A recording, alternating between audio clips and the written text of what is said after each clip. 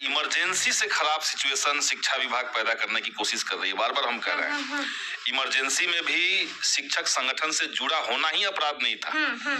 उसके चलते आप पे कोई कार्रवाई नहीं हो सकती थी, लेकिन अभी जो शिक्षा विभाग फरमान जारी कर रहा है, आप किसी भी संगठन से जुड़े हुए तो आप पे कार्रवाई हो जा रही है। और इसीलिए हम लोग तो लगातार प्रयास कर रहे हैं कि इसको तत्काल सरकार रोके, और अगर सरकार नहीं रोकती है तो ये आंदोलन चलेगा और बड़ा आंदोलन चलेगा, और उसमें हम लोग भी उतरेंगे।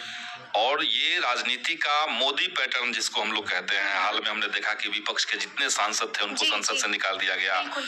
एक महुआ मोइत्रा ने सवाल किया संसद के अंदर, अडानी के ऊपर, उनको निकाल दिया गया। और अब बिहार के अंदर अगर शिक्षक कुछ सवाल कर देते हैं शिक्षा की नीति के ही ऊपर, तो आप उनके ऊपर कार्रवाई करते रहे। सिलसिलेवार तरीके से एक आंदोलन चले, और जब तक सरकार इस फैसले को वापस नहीं लेती है, यहाँ तक कि हम ये भी मांग कर रहे हैं कि ये फैसला जिसके इशारे पर होकर के इस दौर में जब बिहार सरकार को लेकर के एक जनता में पॉजिटिव माहौल गया हुआ है, 1,09,000 बहाली हुई, फिर 1,22,000 बहाली हो रही है, और इतनी बड़ी बहाली करने के बावजूद अगर शिक्षक समुदाय नाराज है, स्कूलों का इंफ्रास्ट्रक्चर पे जोर दिया जा रहा है, तो इन सब के बावजूद अगर शिक्षा विभाग शिक्षक के समुदाय नाराज है, तो सरकार को देखना चाहिए कि आप किसके लिए कर रहे हैं और इसका असर कहाँ जाएगा। तो हम लोग तो मांग करेंगे कि भाई इस पे तत्काल सरकार संज्ञान ले, बहुत लेट करने की जगह नहीं बची हुई है। देखिए, इसमें महागठबंधन की तमाम पार्टियों को एकजुट किया गया है।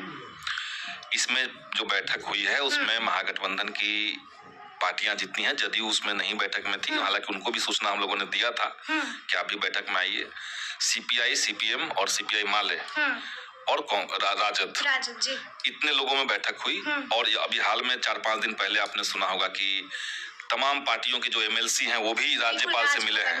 लेकिन सही बात है, राज्यपाल तो कार्रवाई नहीं कर सकते हैं, कार्रवाई करना तो अंततः सरकार को है। इसलिए सरकार इस बात को संज्ञान में ले, और मामला बहुत आगे निकल चुका है, इसलिए तत्काल कार्रवाई की जाए और अपर मुख्य सचिव को उनके पद से हटाया जाए। और आरक्षण का दायरा आपने बढ़ा दिया।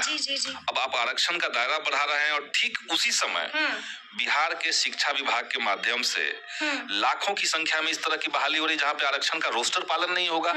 तो ये कौन सा बिहार आप गढ़ने की तैयारी कर रहे हैं? आपने डेटा दे दिया, लेकिन उस डेटा पे काम करने की जब बात आई तो आप पीछे हट रहे हैं। आप प्राइवेटाइज कर रहे हैं, उसको आउटसोर्सिंग कंपनियों को दे रहे हैं, जिसमें कोई पारदर्शिता नहीं है। सारे जिलों के अंदर पैसा लेकर के बहाली किया जा रहा है। हमारे पास यहीं पे एक लड़का आया और वो पैसा लेकर के आया, बोला कि भैया हमको बताइए कि वो आदमी कहाँ मिलेगा हमको, जो एजेंसी मिला है। आपको तो एजेंसी का पता होगा। 20,000 वो दे चुका था और बाकी पैसे उसको देने थे। ये जो अंधेरगर्दी मचा हुआ है शिक्षा विभाग के अंदर, मैं बार बार कहता हूँ कि जो लोकतांत्रिक नहीं होगा वो अनिवार्य रूप से भ्रष्ट होगा। नहीं एक्शन लेगा। देखिए, हमारा सिर्फ यही काम नहीं बचा कि हम मुख्यमंत्री के से मुलाकात करने का समय लेने का प्रयास में लगे रहे। हमारे पास और भी काम है। हम ये नहीं देखेंगे कि हम सरकार में हैं, सरकार के अंग हैं और इसलिए आंदोलन नहीं करेंगे। ये तो हमारी भूमिका रही नहीं कभी भी। तो हम लोग खुल करके आंदोलन भी करेंगे, शिक्षक संगठनों से भी हमारी बात हुई है, और इसको बर्दाश्त नहीं किया जाएगा।